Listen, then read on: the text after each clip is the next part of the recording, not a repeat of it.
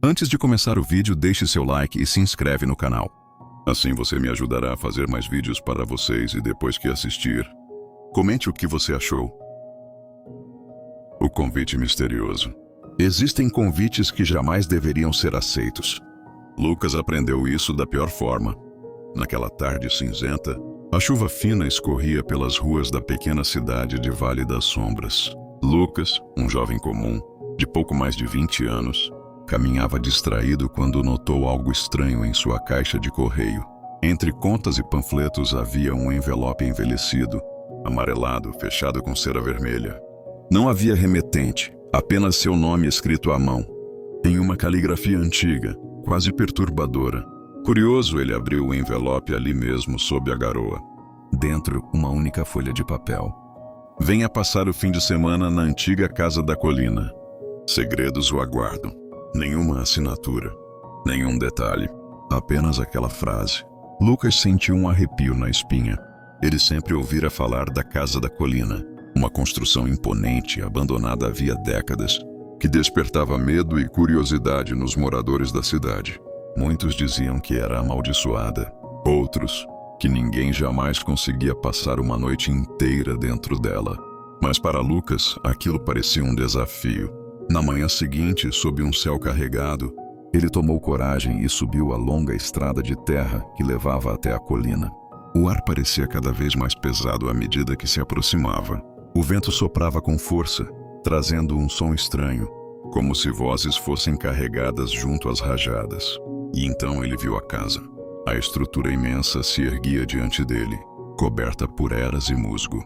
As paredes de pedra estavam enegrecidas pelo tempo, e as janelas quebradas refletiam o pouco de luz que o céu nublado permitia. Algumas árvores secas, retorcidas, cercavam o terreno, como guardiãs de um segredo que não deveria ser revelado.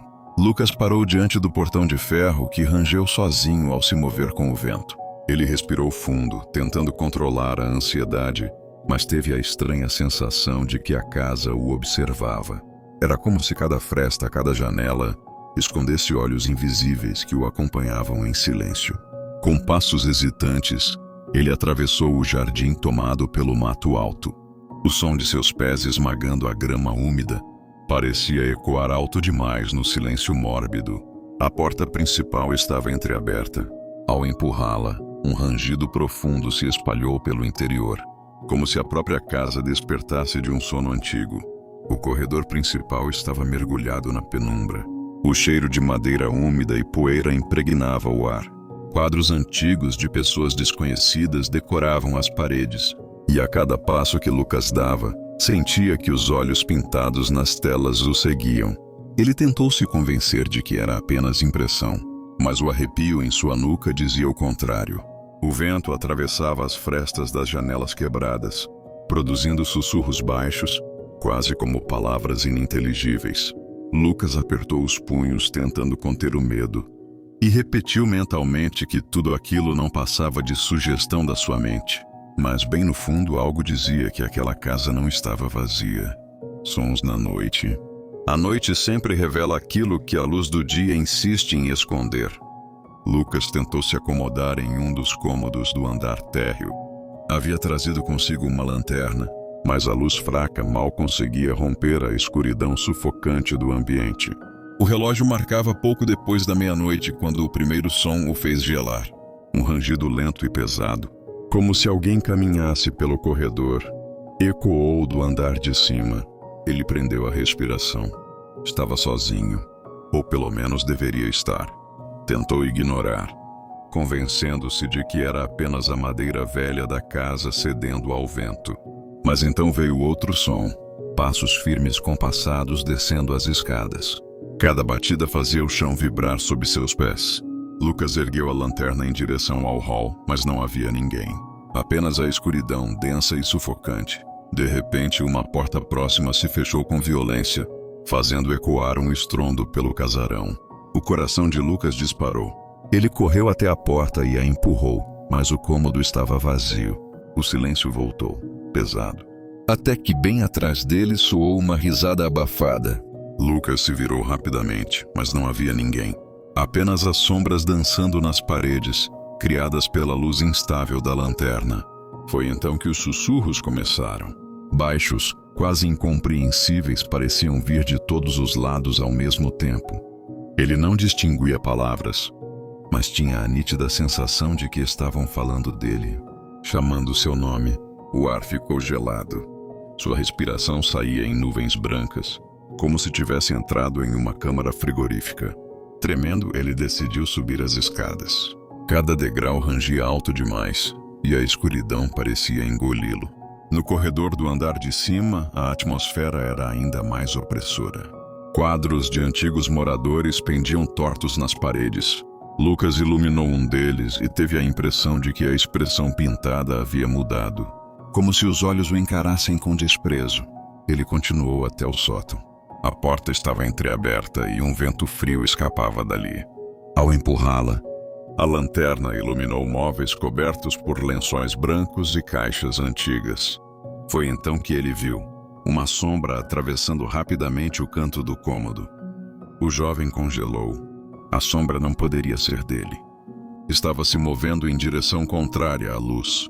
Ele piscou e a figura sumiu, mas a sensação de ser observado se intensificou. Lucas entendeu que não estava sozinho. A casa tinha companhia, e agora sabia exatamente onde ele estava. Alguns lugares não guardam lembranças. Eles se alimentam delas. O sótão parecia respirar. A cada passo de Lucas, a poeira subia em pequenos turbilhões, como se tentasse esconder algo sob o manto do tempo. A lanterna varreu um canto escuro e parou num baú de madeira. O couro das dobradiças ressecado. Uma trava com símbolo estranho, 3 linhas cruzadas, como unhas cravadas na madeira. Ele forçou a tampa. O estalo soou alto demais. Dentro, o cheiro de papel velho, couro e algo azedo. Diários, 5 ao todo, com lombadas rachadas. Um organizador de metal trazia fotografias em preto e branco. A casa no alto da colina. Uma família de roupas austeras. Um homem com o rosto coberto por sombra. No verso de uma foto, a data 1912. Abaixo, um nome, Frederico H. Lucas abriu o primeiro diário. A caligrafia era firme, orgulhosa. Janeiro 1912. A casa, enfim, está concluída.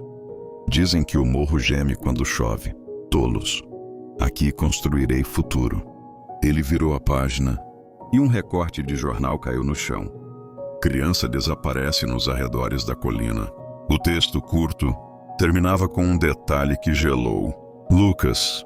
A menina se chamava Cecília e fora vista pela última vez brincando perto do portão de ferro da casa. O diário seguinte mudou de tom. A letra tremia, riscava a linha. Março. A colina chama à noite. As janelas não fecham o som. Há passos onde ninguém caminha. Cecília ri no corredor, mas a casa está vazia. Abriu. O médico disse que é exaustão. Eu vi pegadas na poeira do sótão. Pequenas, molhadas, como se vindas da chuva, mas lá em cima a chuva não chega. Lucas ergueu a lanterna instintivamente olhando para o chão. A poeira do assoalho formava desenhos quebrados pelos passos dele e por outros menores, rasos, que corriam em direção à parede. Ele engoliu seco. A luz balançou.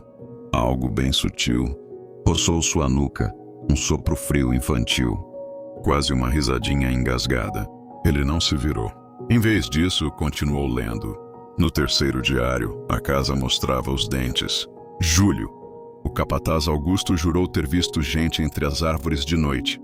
Cantos baixos como ladainha. Encontrei pedras dispostas em círculo atrás do celeiro. Não eram nossas. Alguém esteve aqui antes de nós. Sempre esteve. Mais adiante, uma frase que parecia gravada a ferro. A casa não foi construída sobre a colina. A colina é que se levantou para abraçar a casa. Lucas sentiu o ar pesar. A lanterna falhou uma vez, duas, até estabilizar. Sob um monte de trapos, um colar de pedra azulada, lisa como água parada. Ele o ergueu. A pedra tinha uma fissura no centro, e sob a luz parecia conter um fio de fumaça preso, se contorcendo. Na base, gravado a faca, pertence a ela. A quem? Ele sussurrou, e o sótão respondeu com um estalo, como uma gargalhada nas tábuas. O quarto diário não era de Frederico. A letra era outra, apertada, angustiada. Eulália, dizia a primeira página. Outubro, 1936. Eles cantam ao redor do fogo. Dizem que a terra aqui lembra os nomes. O padre subiu 2 vezes e desceu mudo. A casa ficou maior esta semana. Eu juro. Ontem havia 3 degraus na escada do porão. Hoje são 4. Eu contei. Deixei pão e leite no degrau. De manhã havia só marcas pequenas de dedos no prato. Pensei em Cecília. Pensei em ir embora. Mas para onde se foge quando a casa te reconhece?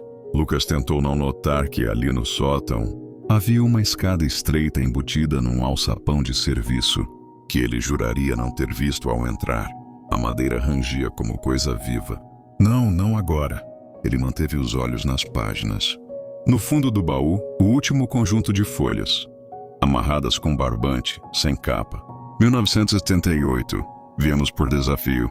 Diziam que era tudo lenda. Trouxemos um gravador de fita para rir dos barulhos. Às 3h13, a fita virou sozinha. Uma voz saiu, mas eu reconheci ninguém. Era criança chorando. Pedia à mãe. Quando a gente acendeu as velas, a janela fechou sozinha. A casa respirou e a gente correu. Só eu consegui pular o muro. Os outros, a colina os engoliu. Voltei com a polícia. Não havia marcas de ninguém, só minhas. A casa nos apagou do chão. A garganta de Lucas secou. Ele passou a palma na poeira e sentiu algo áspero, como marcas em baixo relevo. Aproximou a luz. As mesmas 3 linhas cruzadas da tranca do baú, queimadas na madeira do sótão, repetidas em intervalos irregulares, formando um caminho, uma espécie de trilha marcada até a parede de tijolos no canto norte. A luz bateu ali e revelou uma fissura vertical, estreita, mas profunda. De dentro, um sopro gelado, úmido, subiu como exalação de caverna. Ele encostou a orelha. Por trás da parede, canto baixo, rascante, como um coro antigo rezando ao contrário. A pele dos braços se arrepiou. Lucas recuou um passo e o colar de pedra azul escorregou dos dedos, batendo no chão. O som foi anormalmente alto, como se ecoasse por um espaço muito maior do que aquele cômodo poderia conter. A fissura respondeu. Devagar, como se algo corresse do lado de dentro, o ar ficou ainda mais frio. A lanterna fraquejou. E por um segundo, apagou. No escuro absoluto, Lucas ouviu o som que nunca mais esqueceria. 4 passinhos leves, de criança aproximando-se por trás dele, e uma voz rente ao ouvido, sussurrando em meio a soluços. Você veio. Mamãe disse que alguém finalmente viria. A luz voltou num solavanco. Não havia ninguém. Só o colar, agora parado, e a página do diário tremendo na mão de Lucas. Ele finalmente virou as últimas folhas de Frederico. A tinta, borrada pela pressa, deixava manchas negras. Novembro. Eles me disseram o que fizemos. O morro não era vazio. Era terra de repouso. Tocamos onde não devíamos. Abrimos. A casa pede oferenda. Ou a colina leva do jeito dela. Se alguém ler isto, que desça ao porão. Feche o que abrimos. Não tente expulsar o que é da terra. Apenas devolva. Mas cuidado. A casa também quer ser lembrada. E lembranças aqui sangram. Ao ler desça ao porão, Lucas sentiu como se o assoalho desse um pequeno impulso. Um convite mecânico, quase carinhoso, na direção da escada. A porta do alçapão que ele evitara rangeu por conta própria, revelando degraus finos mergulhando numa sombra úmida. Do fundo, subia um cheiro de terra recém-virada e de algo metálico. Ele olhou a pedra azul na palma da mão.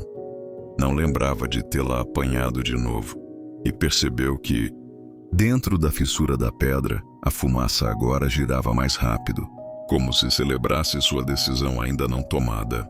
Era tarde para negar. As histórias não eram histórias, eram avisos. Lucas respirou fundo, guardou o colar no bolso e desceu o primeiro degrau. A casa satisfeita sorriu nos estalos da madeira.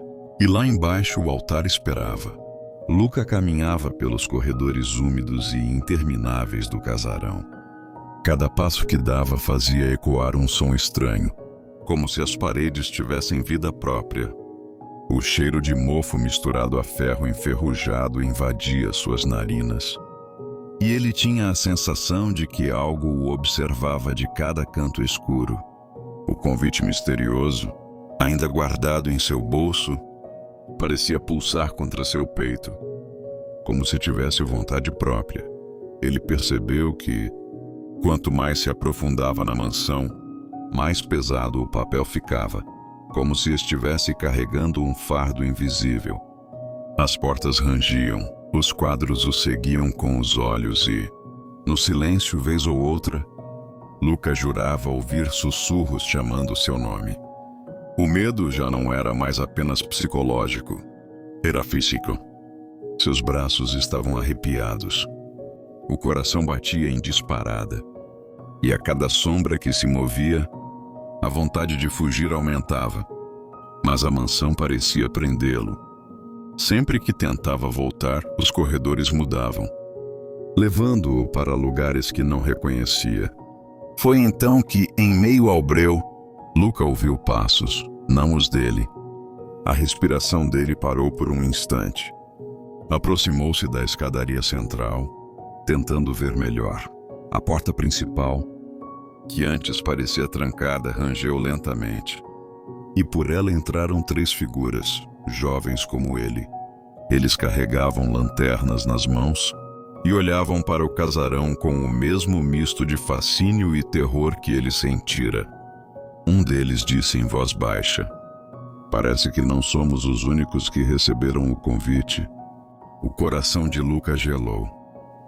Ele não estava mais sozinho naquela maldita casa. Obrigado por assistir até o fim. Agora me diga, você teria coragem de passar por isso? Ou prefere acreditar que tudo não passa de um simples relato? Deixe sua opinião nos comentários, quero muito saber o que você faria.